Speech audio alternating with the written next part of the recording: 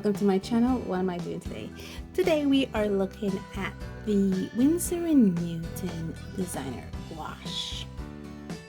Okay, so the Winsor & Newton designer gouache are opaque and matte colors that has vibrant application. Yes, perfect for creating bold and vibrant artwork. And now, in my deep dive in gouache, we'll be reviewing all these gouaches first, and then we'll be comparing them to gouaches that I found right here in the country of Belize to the best of my knowledge, okay? Now, I have, even though the Winsor & Newton designer gouache does comes in packs, I've seen them in packs of 5, I've seen them in packs of 12, I think there's a pack of 24, but the max color count of this designer gouache is actually 89, and as you can see, you can get them open stock. Now I have with me a selection of 6 colors and 2 whites. Okay, and those colors are, the colors that I have are lemon yellow, which is my warm red, because I really do like working with a split primary. I have a permanent yellow deep, and I should talk about the light fastness and the pigment number while talking about these. So the lemon yellow have a light fast rating of A and 1 from what I've seen. Yeah, the light fast rating for, I'm looking at my notes, guys. The light fast rating for the Winsor & Newton uses the ASTM standard, the 6901, and I think this uses xenon lights to test light fastness versus the blue wool. And they have rated from 1 to 4, with 1 being very good and 4 being very poor. They also have a permanency rating, and that goes from A to C, with A being very good and C being very poor. So the lemon yellow, which is PY3, have a light fast rating of 1, which makes it very good, and a permanency rating of A, which makes it very excellent permanent. The permanent yellow deep is PY65, and that has a light fast rating of 2, which makes it good, and a permanency rating of A. Here I have flamed red. Flame red has a unknown light fast rating, but it has a permanency rating of A, and this is made from PO72 and PR170. And this is my warm red, while my cool red is actually quinacridone magenta. Quinacridone magenta has an unknown light fast rating, a permanency rating of A, and it's made from PR122. My warm blue is actually phthalo blue, and phthalo blue has a light fast rating of 1, which makes it excellent, a permanency rating of A, and this phthalo blue is PB15 and PG7. And I also have ultramarine here. And ultramarine have a light fast rating of 1, which makes it excellent, a permanency rating of A, and it's made from PB29. Now the 2 whites that I have here is first zinc white, which have a light fast rating of 1, which makes it excellent, a permanency rating of A, and it's actually PW5. And permanent white, which has a light fast rating of 1, which makes it excellent, a permanency rating of A, and it's made from PW6. Okay, so the thing that I've learned about the Winsor & Newton, especially these 2 whites, is actually zinc white is basically they're mixing white because it's not as opaque as the permanent white. So zinc white is good for mixing. It helps lighten the colors, while permanent white is very, very opaque. That I've learned. I should also say that I did put these in a something to dry. I put them in a little dish to dry, and as you can see, they're all moving about, guys. They are all moving about, except for the magenta. That's just warm, but all the other sorry, all the other colors have detached from the surface, and the permanent white has not detached either. All the other colors have detached from their surface. Okay, this is the Winsor Newton. They all have detached. Some of them, like the yellow, the flame red, the ultramarine, and the phthalo blue and the zinc white have detached in large clumps, while this permanent yellow deep have detached in 2 separate parts. So I really have to be careful with that. I just put them in a tray to dry to see if it's something I would like to pan, and if I can re-wet them if I decide to pan them. Okay, I have my swatch book all set out.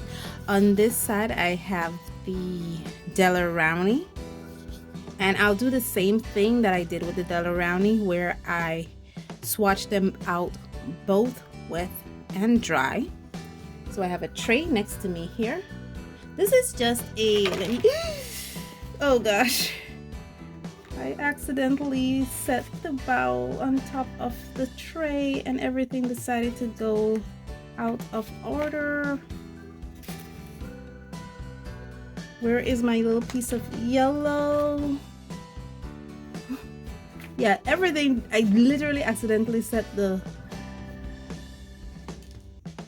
Okay, let me bring you guys up a bit and show you this tray here. This is just a plate that I got at one of my local grocery store, a ceramic plate. I like it because it's nice and flat. It's about a 6 by 8. It's an actual plate. So this is going to be my tray for right now. I have to be careful with this because these paints are moving. Okay, so first I am going to, which one I swatched first? I swatched the wet first and then I did the dry. I don't remember. Okay, so I'll just pull this down just a bit just to make sure that, oh gosh.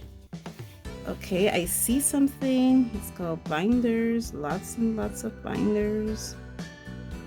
So let me see if I could try to take out this before the dab. It does a little dab. Yeah, just a little dab, that's enough. That's still not paint, that's binder coming out.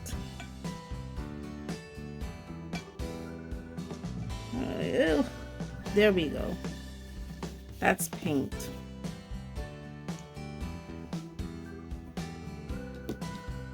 A little bit of water.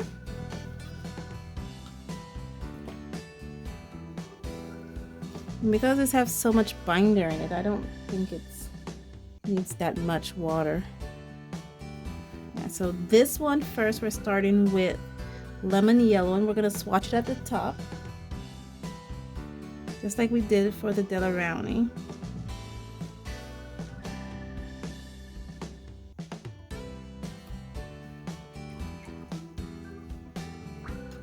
Okay. And then I'm gonna start, and I'm gonna do permanent yellow deep. What's with these things? Gosh, there's so much binder in them. Okay. Like, what's with these things? And that's because I previously squeezed out a bit of it, just so that I could leave a few of it to dry. Okay, let me put a little bit of water in this, just to bring it to a little consistency, a yogurt-like consistency. And remember, this is a combination pigment. It's 2 colors. No, this is not a combination pigment. It's the flame red that's a combination. This is PY74, I think, or 65. So yeah. This is straight from the tube.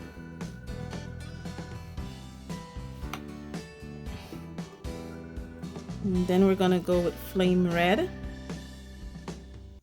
See if there's any binder in this one. No, there's not much binder in this one.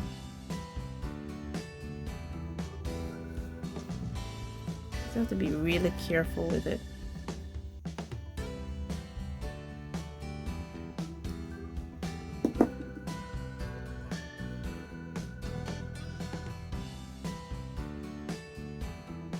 Give it a little consistency here that it feels a little like yogurt. And then we go over.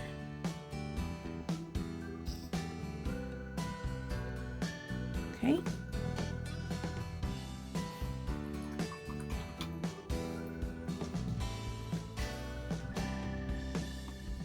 Then we're gonna go Queen Magenta.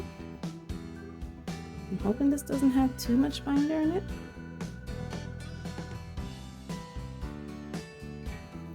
I think that's too much paint I just pulled out. But it's okay, because I think after I finish this, I usually go in there and I do some tests, so it's okay. Oh, these are really nice. I dare say they're a bit nicer than the Della Brownies. They're really nice. And they're very bright too. That's the Queen Magenta.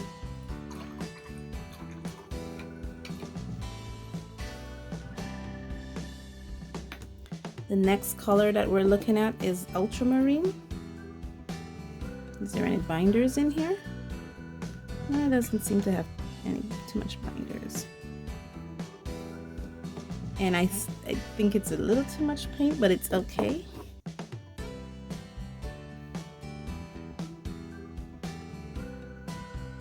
And this Ultramarine, got a yogurt-like consistency, and then we put it down.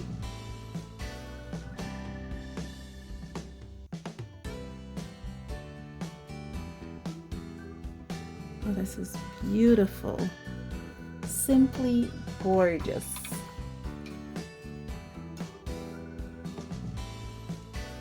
And our last color that we're looking at is Phthalo Blue. And the binder, no. Okay, probably got rid of most of them when I squeezed it out first. Giving you guys a lot of first-hand view of my reaction with these paints, as this is the first time I'm swatching them. You know, maybe this one is a little too watery. I'm here.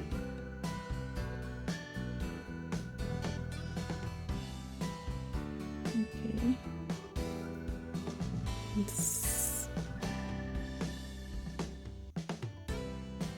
Okay, there you go, Phthalo Blue.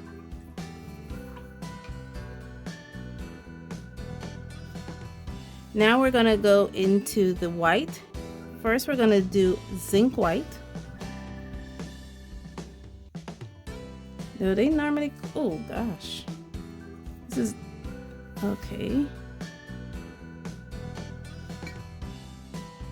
Okay, zinc white. A little bit of zinc. Oh gosh, that literally just came out like that. Look at how it came out. Literally just came out like that. A little bit of water. Oh.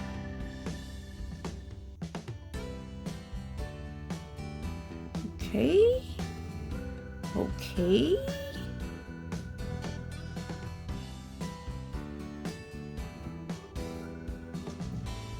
Okay, let's see what zinc white is all about. And like I said, I'm using the Derwent academic paper, and this paper is like an eggshell white. So it's kind of like an off-white. It has a really yellow-like texture. So if I look close enough, I can actually see the entire swatch. And that's how zinc whites swatch out.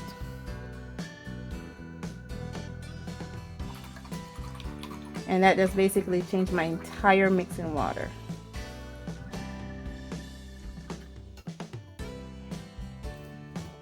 And now we're swatching permanent white. Oh gosh, sorry, there's binders. I came out with it. And here, I want to show you guys what I'm doing.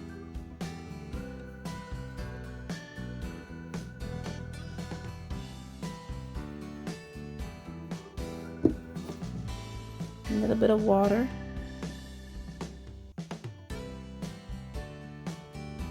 Now this one should be more opaque than the zinc white.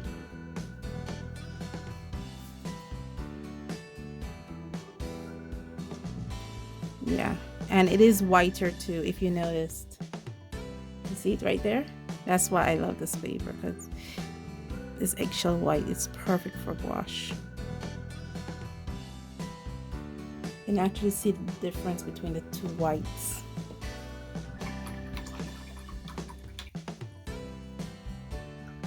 Okay, and now we're finished with this. I'm gonna set this aside for a minute, and then I'm gonna come back to you. Okay, I need to be careful with this because this has been causing me a lot of heartache. Let's see how you re-wet. I'll try my best to see if I could fit them back in their little section where they were. Okay, it seemed to be wet fine. Now with the Della Rowney, I noticed that it lost some of that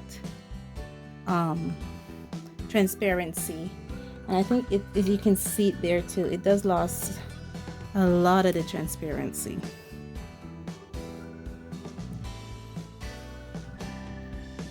And they do re-wet fine. I'm just trying to get it back into this little portion that it has here.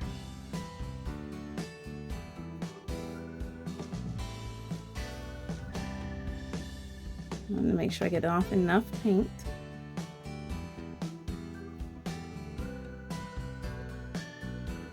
Okay, this is the permanent yellow, and I think one of my hairs got in the way.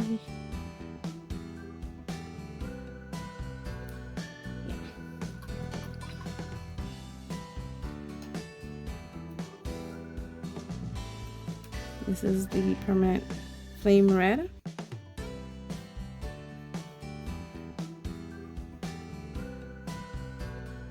I'm just holding it down because I'm using a little foam plate.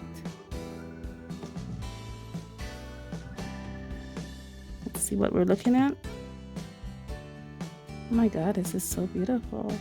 So I'm thinking you can pan these, but you have to be mindful that if you decide to pan these, that it doesn't cause breakage, you know, it cracks and break off like it's done here. This is the Quin Magenta. The Quin Magenta didn't move at all. It's very stationary, and as you can see, it is re-wetting beautifully.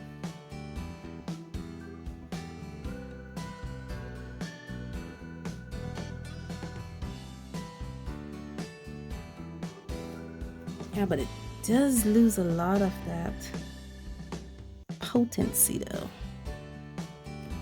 Yeah, it does lose a lot of that potency. Almost look fluorescent. Next color is ultramarine.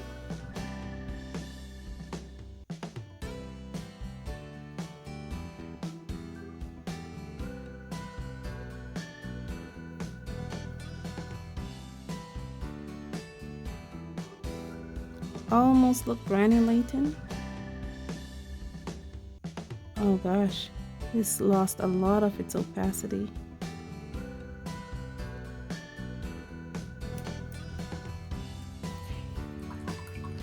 And the last color, well, third to the last color that we're looking at is the phthalo.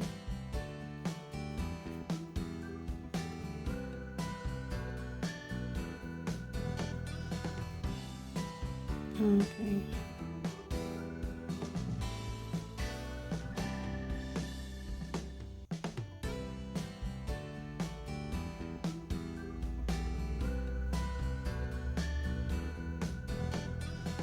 Okay.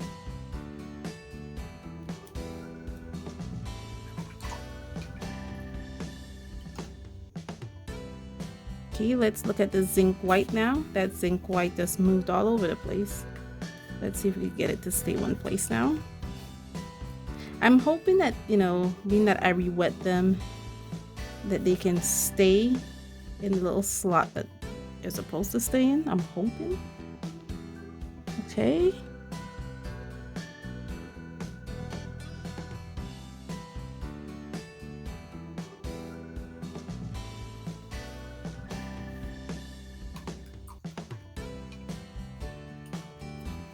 Next, let's turn it a bit to get to that permanent white. Now the permanent white, like the Quin Rose, didn't go anywhere. It stayed exactly where it's supposed to.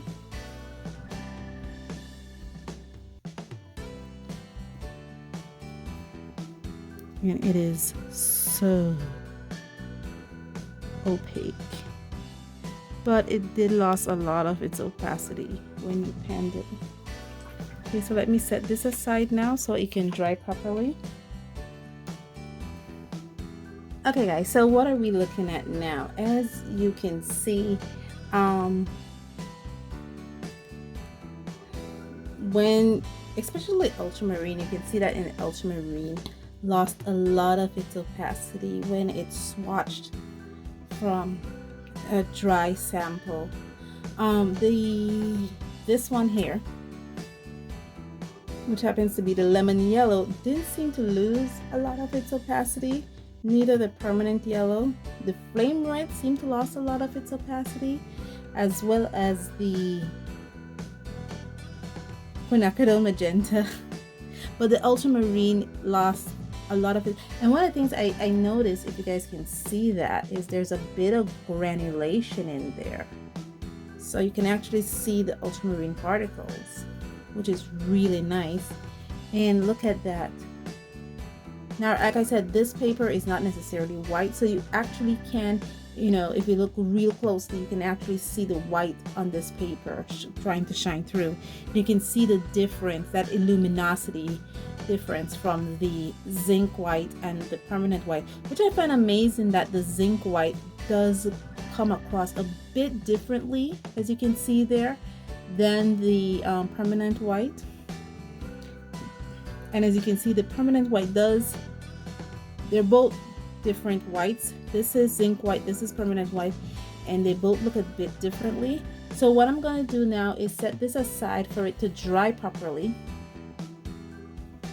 And then I'm going to be doing some work. This is not going to go to waste. I am going to be doing some work with it.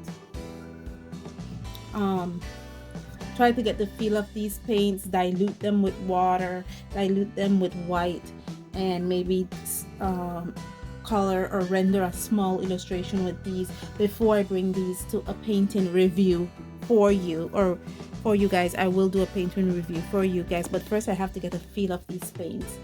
Let me bring it back out. Yes, thank you guys so much for joining me on this journey in looking at gouache number 3, I think. So we're going to be looking at all these gouaches, and then we're going to be comparing and contrasting them to other gouaches. It's going to be a lot of fun. It's El Mes de la Gouache, and it's going to be a big party. Thank you guys so much for joining me on this journey, and as always, stay safe, stay blessed, and I'll see you in the next one. Bye.